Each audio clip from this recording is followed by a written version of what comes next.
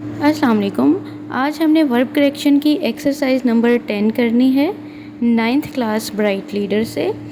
और हमारा first MCQs है I dash a cup of T in the morning. अब यहाँ पर इस एमसीक्यूज़ में मॉर्निंग का ज़िक्र हुआ है, यानी यहाँ पर ये उनकी रूटीन की बात हो रही है, इसीलिए हम इसको प्रेजेंट में रखेंगे और यहाँ पर बी ऑप्शन यानी हैव को सिलेक्ट करेंगे क्योंकि यहाँ पर रूटीन की हैबिट की बात हुई है। सेकेंड एमसीक्यूज़ है she dash to school an hour ago. अब यहाँ पर एगो का लफ्ज़ आ गया तो इसीलिए हम यहाँ पर सेकेंड फॉर्म ऑफ वर्ब का इस्तेमाल करेंगे और ये सी ऑप्शन यानी वेंट को हमने सेलेक्ट करना है। आपको पता है कि जब भी किसी सेंटेंस में जो सिंपल हो, एगो, लास्ट या फिर यस्टरडे जैसे अल्फाज आ जाएं तो हम सेकेंड फॉर्म ऑफ वर्ब को यूज़ करते हैं। थर्ड है कायदे अज़म डैश वेरी हार्ड। अब यहाँ पर कायदे अज़म जो हैं वो वफ़ात पा चुके हैं तो डेफ़िनेटली उन्होंने जो काम भी किया वो पास्ट में होगा, तो इसीलिए हम यहाँ पर सेकेंड फॉर्म ऑफ वर्ब को सिलेक्ट करेंगे, सी ऑप्शन वर्कड को।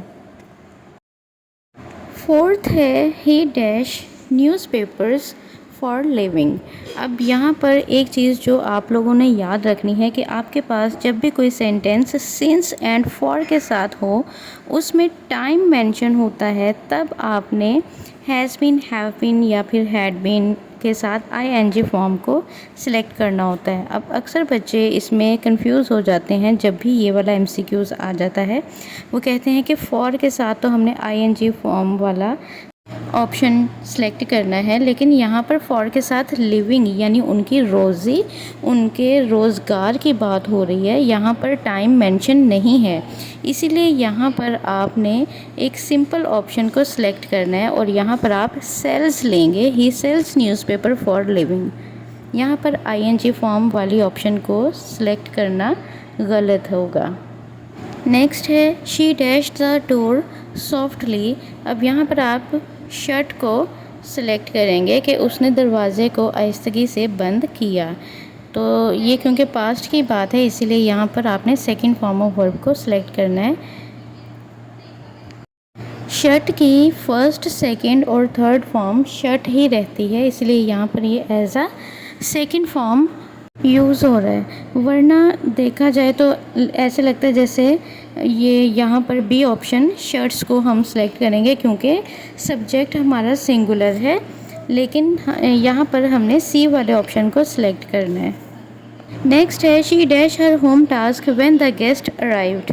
अब यहाँ पर दो क्लॉजेज़ हैं और जब भी आपके पास दो क्लॉजेज़ होती हैं तो आपने जो कंप्लीट क्लॉज है उसमें टेंस को आइडेंटिफाई करना होता है।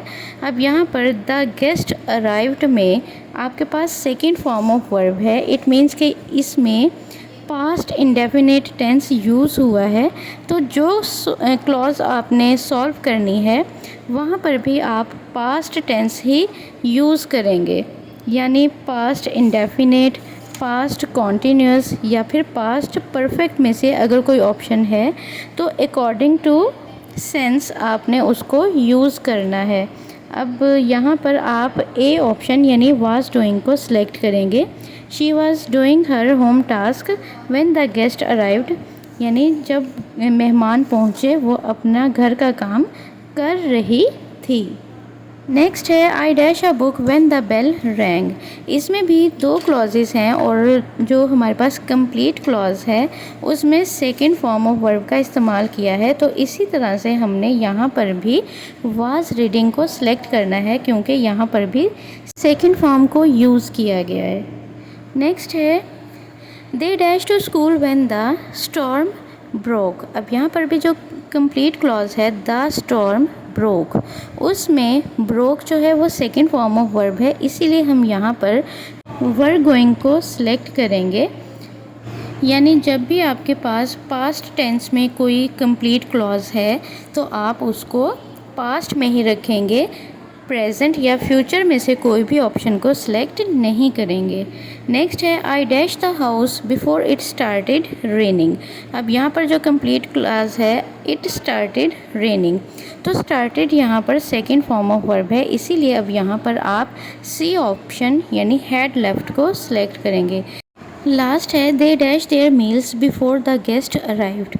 अब यहाँ पर जो कंप्लीट क्लॉज है द गेस्ट अराइव्ड, तो अराइव्ड यहाँ पर सेकंड फॉर्म ऑफ वर्ब है, तो हम यहाँ पर हैड टेकन वाली ऑप्शन को सिलेक्ट करेंगे। अक्सर स्टूडेंट्स को पता नहीं चलता कि सेकंड और थर्ड फॉर्म में कैसे डिफरेंस करना है, क्योंकि सेकंड और थर्ड फॉर्म अक्सर डी या फिर ईडी लगाकर सेम हो जाती हैं।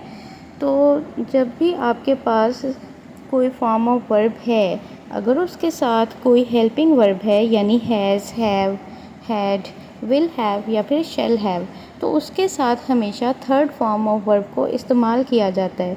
लेकिन अगर आपके पास कोई भी हेल्पिंग वर्ब नहीं है फॉर्म ऑफ वर्ब के साथ, इट मीन्स कि ये सेकंड फॉर्म ऑफ वर्ब है। ये इसका मेन डिफरेंस है, क्योंकि अक्सर बच्चे इसमें कंफ्यूज हो जाते हैं, उन्हें नहीं पता चलता कि सेकंड और थर्ड फॉर्म में किस तरह से डिफरेंस करना है।